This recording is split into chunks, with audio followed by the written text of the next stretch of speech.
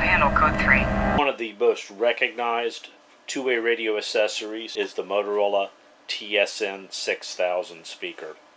With the huge popularity of television programs such as Emergency and Adam 12, an awful lot of radio traffic was seen emanating from one of these speakers. These speakers were used with the Mocom and Motrac lines and other radios of that vintage. Every now and then you'll see one come up on like eBay or as a new old stock, and they command fairly significant prices. When you find these speakers at a hamfest, etc., this is often the condition you'll find them in. I mean, commercial two-way radio equipment doesn't lead an easy life, and these speakers are approximately 50 years of age now, give or take a few years, so it's pretty consistent to find them in a condition such as this.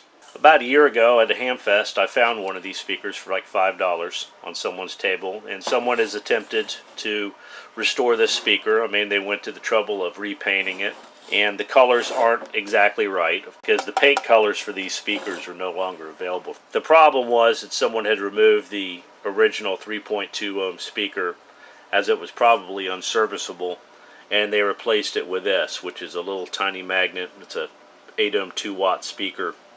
And because these speakers, which you'll see in a minute when we open this up, mount somewhat diagonal inside this cast aluminum front of the speaker, it was easy to see the outline instead of this nice void, which is a characteristic part of these speakers and is also quite pleasing to the eye.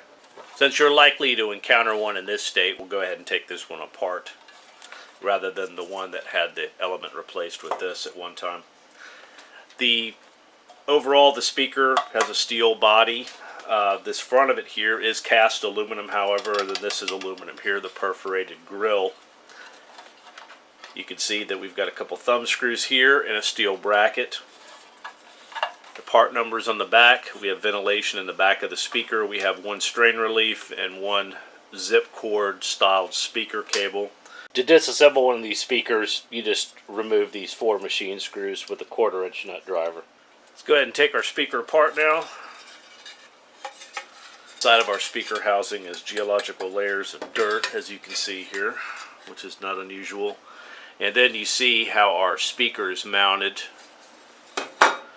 And this is our original speaker element, and it appears to be serviceable. I mean, the cone is not perforated or cracked anywhere. But the gasket underneath it here is definitely seen better days, and if I disassemble this any further, it's going to break, I'm certain.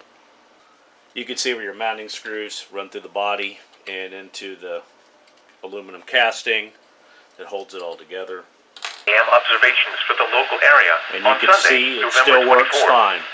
At Brooksville, it was fair. So you can hear, even after 50 years of service, that and all these battle scars and the collection of debris and everything that was inside of it, that the audio is still fantastic in this speaker. So when you come across one of these and someone had tried to restore it and they put a speaker like this inside of it, it's abominable. These are speakers for Apex mobiles, and there's nothing fancy about them, but took them apart. And what's good is you'll see that our speaker lines right up on our mounting holes almost for our original speaker. We just got to trim some material off of the body of the speaker itself, and then we'll use this foam gasket here. A little work on the belt sander and with our shears, you can see that we can get it to index perfectly in our housing. Whoever had this originally and changed out the speaker in it left 2 of the screws out, so I only had 2 of the original 1/4 head number 6 machine screws.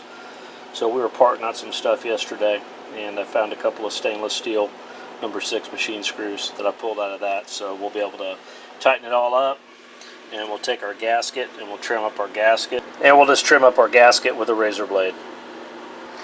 Okay, so we lay out our gasket in the housing. For our speaker, I want to index the connections towards the bottom.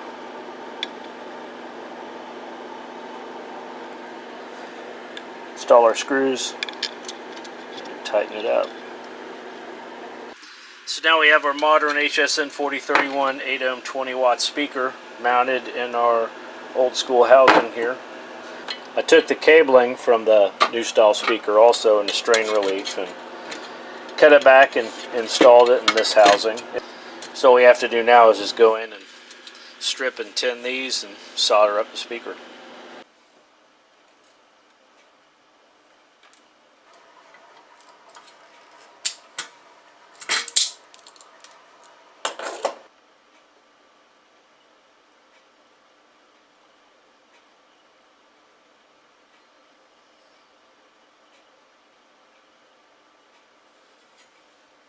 Now we've got our connections done and we're ready to reassemble. 994 millibars, 29.36 inches. These are the 11 a.m. observations for the... So our speaker's sounding really good now. I don't think it sounds as good as the original Element, but it sounds a whole heck of a lot better than this thing. I hope this helps. This is Brett from SurvivalComms. Till next time.